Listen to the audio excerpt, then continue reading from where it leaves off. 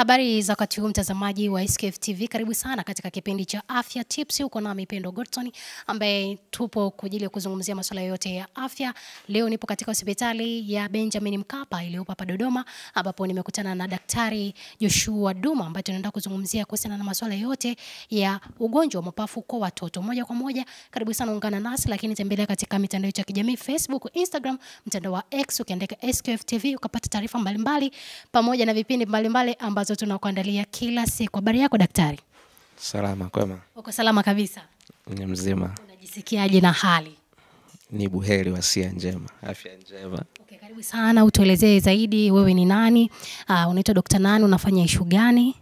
Na unatokea hospitali gani? Kwa majina naitwa Joshua Duma, natokea hospitali ya Rufaa Bugando. Kwa niko hapa kwa ajili ya mafunzo ya uangalizi wa karibu wa wagonjwa mahututi pamoja na magonjwa ya dharura. Kwa kama timu tumekuja hospitali ya Benjamin Mkapa kwa ajili ya kuwapa uwezo madaktari na wauguzi wa eneo la kanda ya Ziwa. Okay, siku ya leo katika kipindi chetu cha Afya Tips tunataka kuzungumzia kuhusiana na magonjwa ya mapafu kwa watoto, lakini pia tungependa kufahamu magonjwa haya ya mapafu ni magonjwa ya namna gani? Magonjwa ya mapafu yapo ya aina nyingi. Mapafu yanaweza kupata magonjwa ya aina nyingi. Lakini kwa watoto sana sana tuzungumzie homa ya mapafu. Homa ya mapafu au kwa kitaalamu anaita pneumonia. Kwa hiyo hii homa ya mapafu inaweza kusababishwa na ina visababishi vingi. Inaweza kuwa ni bakteria, inaweza kuwa ni virus, inaweza kuwa ni fungus, au inaweza kuwa ni hali nyingine ambazo zimesababishwa na mazingira na kadhalika. Lakini kwa jumla inakuwa ni homa ya mapafu. Katika tafsiri, mapafu yanakuwa yameshambuliwa na wadudu, kwa hiyo yanapata kitu kitaalamu tunaita inflammation. Kama yanakuwa yameshambuliwa na wadudu, kwa hiyo hayafanyi kazi vizuri ile ya kubadilisha hewa. Je, ni dalili zipi kuu zinazoashiria ugonjwa wa mapafu kwa watoto na ni zipi zinazohitajika matibabu kwa haraka? Dalili za homa ya mapafu ni nyingi, lakini mojawapo ni kwamba mtoto akishindwa kupumua vizuri, anakuwa anapumua kwa haraka zaidi ya kupumua kawaida. Lakini mtoto anaweza akapandisha joto likawa juu zaidi ya joto la kawaida. Lakini pia wanapata kikohozi. Lakini pia dalili nyingine ambayo mtoto anaweza akapata, wanachoka. Unakuta mtoto anachoka, anashindwa kupumua vizuri. Kuona ile hali ya uchangamfu kama mtoto inaondoka. Lakini pia kuna watu wanakuwa na ile mentality kwamba kuna pneumonia ya joto na kuna pneumonia ya baridi ambayo inaweza kupelekea mtoto akapata shida ya mapafu. Hiyo mentality ipo sawa kweli, ama ni sisi kwa kuwa ni wananchi, kwa kuwa hatuna elimu yoyote kuhusiana na masuala ya afya, tunachukulia ni jambo la kawaida sana? Si laumu jamii vile inavyoelewa. Huwa tunatakiwa sisi kama wataalamu wa afya twende kwenye jamii tuwaeleweshe. Kwanza haitwi pneumonia, inaitwa pneumonia. Kusema kuna pneumonia ya baridi na pneumonia ya joto, kitaalamu hatuna aina hizo za pneumonia, kwamba pneumonia baridi na pneumonia ya joto, lakini mazingira yanaweza kuwa ni kisababishi cha watoto kupata hiyo homa ya mapafu au pneumonia. Kwa maana tunaita environmental factors. Kukiwa kuna hali ya ubaridi, ni rahisi kwa watoto kupata pneumonia, hasa usipomkinga. Ni rahisi sana wale virus au bakteria kuwapata watoto kipindi cha baridi na wakapata hiyo pneumonia. Kusema wa kipindi cha joto, la hasha, kwa sababu mtoto anaweza kupata pneumonia kwenye baridi, kwenye joto, si ndio? Endapo tu atakuwa exposed, atakuwa amewekwa kwenye mazingira ambayo yanaweza yakapelekea yeye kupata maambukizi. Ni sababu gani zinazosababisha magonjwa ya mapafu kwa watoto, na ni watoto wa aina gani walio katika hatari zaidi? Kwa watoto sana sana, watoto wa chini ya miaka 5, tunasema under 5. Under 5 wapo kwenye hatari zaidi ya kupata homa ya mapafu kwa sababu nyingi. Mojawapo ya sababu kubwa ni udhaifu wa kinga zao za mwili. Watoto kinga zao za mwili bado hazijakomaa, bado zinaendelea kukua na kukomaa kwa ajili ya kupambana na maradhi. Kwa mtoto wa chini ya miaka 5, kwa sababu anakuwa zile kinga hazijakomaa, ni rahisi sana kushambuliwa na wadudu kama virus, bakteria, na akashindwa kuhimili akapata ugonjwa. Kwa sababu kitaalamu ilivyo, kinga ikikomaa unaweza kushambuliwa na magonjwa lakini usipate dalili za magonjwa, mwili ukapambana wenyewe. Kwa watoto ni rahisi kuugua hivyo kwa sababu kinga zao hazijakomaa. Yes. Je, magonjwa ya mapafu kama pneumonia pamoja na asma huathiri vipi ukuaji wa maendeleo kwa watoto?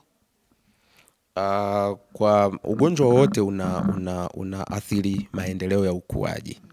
Na kitaalamu kwenye ukuaji kuna growth and development. Sasa growth ni ile mtu anakuwa kimwili, kwamba saizi mtoto yes alikuwa na kilo 1, saizi ana kilo 2, ana kilo 3. Lakini development kitaalamu ni kwamba mtoto kuna zile hatua za ukuaji. Kama mtoto akifikia miezi 3 4 anatakiwa akae, akifikia miezi 6 7 anatakiwa atambae, miezi 9 asimame, miezi 12 mpaka mwaka labda atembee.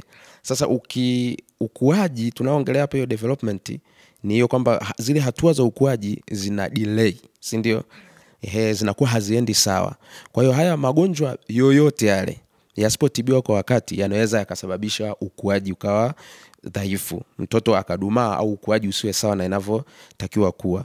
Kwa hiyo asthma au magonjwa ya mapafu kwa ujumla ikiwemo pneumonia yanaathiri kwa namna nyingi. Kwa mfano kama pneumonia, mtoto anapougua pneumonia asitibiwe kwa wakati, mwili unakuwa ukipambana na hiyo pneumonia. Mtoto kwanza hamu ya kula inaondoka. Hicho ni kitu cha kwanza ambacho kitasababisha ukuaji uwe dhaifu. Kitu cha pili, kinga za mwili ziko kupambana na magonjwa, na tulishaona pia zile kinga hazijakomaa pia. Kwa hiyo ukuaji, mtoto wote akiugua ugonjwa wote ikiwemo haya ya mapafu, ukuaji wao unaathirika. Sana sana watoto wa umri huu wanaangukia kwenye utapiamlo, malnutrition, kwa sababu hawali vizuri, kwa sababu yale magonjwa. Wanachoka, wakila wanachoka etc. Kwa hawapati mlo vizuri na ukuaji unakuwa wanadumaa kwa ufupi. Kuna wale watoto ambao mara kwa mara wanakuwa wanaumwa na vifua mara kwa mara. Huenda leo akatoka hospitalini amepewa dawa, kesho akakaa baada ya wiki akarudi tena hospitalini. Hiyo inaweza ikawa ni tatizo la ugonjwa wa mapafu kweli? Ama ni shida inaweza ikawa ni ipi nyingine? Sasa kuna mambo mengi. Kwa swali lako liko vizuri sana. Mtoto anaweza akaugua, atakapoenda kutibiwa, daktari au timu husika atakayomuona inaweza ikasema sawa, hii ni pneumonia kwa mfano, si ndio? Wakaanza kutibu kama pneumonia. Lakini kumbe huyu mtoto ana ugonjwa mwingine ambao sio pneumonia. Sasa kutibu ugonjwa ambao sio ugonjwa ambao mtu anaumwa huwezi ukautibu. Kwa hiyo ni rahisi hata mtoto kutibiwa kila mara kwa mara, kwamba leo anatibiwa kesho anakuja na ugonjwa ule ule, leo anatibiwa kesho anakuja na ugonjwa ule ule. Kwa sababu ya kwanza ni kwamba wataalamu wanaweza usiuone ugonjwa halisi anaumwa mtoto. Sababu ya pili, inawezekana matibabu yasiwe sahihi kwa ugonjwa ambao ameuona. Sababu ya tatu, inawezekana ikawa vipimo havijafanyika vizuri, kwa sababu anaweza mtoto akawa anaumwa, nyinyi mkasema pneumonia, kumbe ana ugonjwa mwingine ambao nyinyi hamjauona. Kwa hiyo vipimo vinakuwa havijafanyika, tunasema thoroughly, havijafanyika vipimo vizuri. Unaweza kumfanya kipimo kimoja au amemtibu tu kwa kutumia dalili. Kwa hiyo ni rahisi sana kwa mgonjwa kuendelea kurudi kwa shida ile ile. Kwa hiyo tunashauri sana utaratibu, ukiona mtoto anaendelea kuugua ni bora ukaenda kwa hospitali, inategemeana umetibiwa wapi. Lakini kama ni ni hospitali za chini, basi ni bora kwenda kutibiwa hospitali za juu au kutafuta utaalamu zaidi. Ni njia gani bora za kuzuia magonjwa ya mapafu kwa watoto, hasa kwa jamii wenye mazingira magumu? Okay, kwanza nadhani kama wataalamu wa afya tuna jukumu kubwa sana la kuielimisha jamii. Lakini jamii inatakiwa ielewe kwamba magonjwa haya yanasababisha na wadudu. Wanaweza kuwa bakteria kama nilivyosema, virus na nini. Kwa hiyo watoto wanatakiwa wakingwe. Wanakingwa vipi? Watoto wanatakiwa wavalishwe masweta. Watoto wanatakiwa wafanye check up. Watoto hasa kwa mfano watoto wanaonyonyeshwa. Homa ya mapafu nyingine, labda nisahau kuongelea hili, inaweza kusababishwa na chakula kuingia kwenye njia ya hewa. Chakula kiingia kwenye njia ya hewa, kikikaa mle kinazuia ule uchakataji wa hewa, ile gaseous exchange, si ndio? Alafu inaingia mle inakuwa kama kitu kigeni, kama tunaita foreign body. Inaweza ikaoza, ikafanya nini? Kwa hiyo mfumo mzima wa upumuaji ukawa umeathirika. Kwa hiyo tunashauri sana wazazi wanaonyonyesha waweke, watu unafundisha namna ya kumshikilia mtoto wakati wa kunyonyesha. Kwa hiyo unamshikiliaje mtoto? The way unavyomshikilia ni vile unavyomzuia yale maziwa yasiende kwenye njia ya hewa. Lakini kukiwa kuna baridi, tunashauri wavalishe vizuri watoto wao, wakinge na baridi, lakini wawaepushe watoto mazingira ya vumbi, moshi au marashi. Na hao yote ni hizo environmental factor ambazo niliongea zinaweza zikachangia watoto wakapata pneumonia. Lakini pia wawalishe vizuri. Kinga ikishuka kama ni rahisi sana kuvamiwa na wadudu.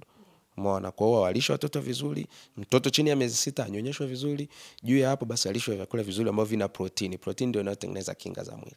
Sasa hivi sijui ni kuchoka kwa wazazi na wamama ama ni nini.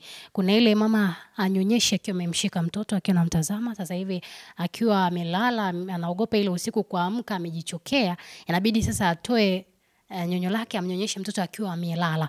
Hiyo kuna athari yoyote mtoto kuweza kupata tatizo kama hilo? Ni sahihi, na watoto wanakufa kabisa, mtangazaji. Yes, watoto wanakufa. Kwa maana mzazi ametoa ziwa, amesinzia. Mtoto hawezi kujisaidia. Kwa mfano mtoto ambaye uko mdogo kabisa, chini ya mwezi mmoja, miezi miwili, hawezi kujisaidia. Unakuta mtoto amenyonya, maziwa yameingia kwenye njia ya hewa au ziwa limemziba njia ya hewa, anafariki. Lakini licha hivyo, nimeongelea mwanzoni kwamba tunatakiwa tuelimishe sana. Ni jukumu letu sisi wataalamu wa afya kuelimisha jamii, ikiwemo hao wazazi, kwamba kuna namna za kunyonyesha, ni wakati gani anyonyeshe vizuri, ni wakati gani, lakini pia aombe ushauri anapopata changamoto. Je, ni matibabu gani yanayopatikana kwa magonjwa ya mapafu kwa watoto na ni changamoto gani zinazokwamisha upatikanaji wa huduma hizi? Matibabu kwanza yanategemea vipimo. Vipimo ndio kitu cha kwanza ambacho tunafanya. Tunafanya vipimo vya damu, tunafanya vipimo vya picha kama x-ray na vipimo vingine kwa ajili ya kuangalia tatizo ni nini. Kwa hiyo matibabu yatazingatia majibu ya kipimo. Vingine tunafanya, kuna vipimo vinaitwa kacha, kama ni bakteria tunajua ni bakteria wa aina gani amemshambulia huyo mtoto. Kwa hiyo matibabu yataangalia vipimo vimesema nini. Lakini kuhusu unasema kuhusu Nasema kuhusiana na changamoto gani ambazo zinakwamisha upatikanaji wa huduma hizi? Sawa. Changamoto ni nyingi, lakini changamoto mojawapo ambayo kubwa mimi naiona kwenye jamii ni elimu. Elimu ndio changamoto kubwa, kwa sababu kwa serikali yetu ya Jamhuri ya Muungano wa Tanzania tangu kipindi cha nyuma, mtoto chini ya miaka 5 specifically wanatibiwa bure. Lakini unashangaa mzazi anakuja na mtoto akiwa kwenye hali mbaya, akiwa mapafu yameharibika, hawezi kupumua, hawezi kufanya nini. Unagundua tatizo kubwa ni elimu. Amekosa ile elimu ya kugundua kwamba hili ni tatizo, niende hospitalini mapema. Lakini kitu cha pili, kuna imani pia potofu. Ili niliongelea, kuna imani potofu. Wazazi wengi hawataki kuamini ile natural cause of disease, hataki ile namna ya asili ya magonjwa. Kuna unakuta wazazi wengi, mzazi anaenda kwa waganga wa kienyeji, mzazi anatafuta dawa za mitishamba. Siongelee kwamba hizo dawa zinaweza zikawa ni mbaya, lakini dawa zenye kipimo, zenye kujua kabisa ugonjwa anaoumwa mtoto ni upi, ni nzuri zaidi kuliko dawa ambazo hazina kipimo na kadhalika. Kwa hiyo changamoto kubwa ni elimu, lakini changamoto ya pili ni changamoto za kifedha. Inaweza kama matibabu yanatolewa bure, lakini kutoka nyumbani hadi kwenda hospitali ni ambako yanatolewa matibabu bure, ikawa ni changamoto kufika, usafiri na kadhalika. Mazingira pia yanachangia. Wewe kama mtaalamu wa afya, ni kitu gani ambacho unaiomba serikali na jamii nzima ambayo inakutazama muda huu? Kwanza kwa serikali, mimi naishukuru. Serikali imefanya vitu vingi sana. Siwezi kuficha, serikali imefanya vitu vingi kuisaidia jamii, kiwemo kwenye matibabu, wamewekeza pesa nyingi. Kilichobaki ni sisi kutoa elimu. Kwa hiyo nadhani hata kama kuishauri serikali, basi iongeze namna ya kuwafikia watu ili tuwaelimishe zaidi. Kwa hiyo mimi hata ushauri wangu kwa serikali ni wazidi kutuwezesha wataalamu wa afya, wazidi kupeleka wataalamu wa afya maeneo ambayo hayafikiki kirahisi ili wapate hizi elimu. Je, tuna uhakika unaaminishia pia wananchi kwamba ugonjwa wa mapafu kwa watoto unatibika, wazazi wasikae nyumbani wakificha watoto wao? 100%. 100% homa ya mapafu inatibika. Cha kusisitiza zaidi, mzazi ukiwahi mapema, basi tatizo linatibika mapema. Ukichelewa, ugonjwa wote ukichelewa unaingia kwenye ile hali ya kuwa sugu na unakuwa chronic. Kwa hiyo kutibu hapo inakuwa changamoto kidogo. Lakini nihakikishie jamii, wazazi na watu wote kwamba huu ugonjwa wa homa ya mapafu unatibika vizuri sana na ni mapema. Nikushukuru sana mtazamaji wa SKF TV kuchagua na kutazama kipindi hichi cha Afya Tips. Nilikuwepo na Daktari Nesi Joshua Duma ambaye tumezungumzia kuhusiana na masuala yote ya mapafu kwa watoto. Zaidi ya yote nizidi kukushukuru pia wewe ambao umechagua kuendelea kutazama vipindi mbalimbali ambavyo tunaendelea kukurushia. Nyuma kamera alikopo Pantaleo Lugusha na mimi nilikopo Pendo Gorton. Nikutakia wakati mwema, tukutane tena kwenye kipindi kijacho cha Afya Tips.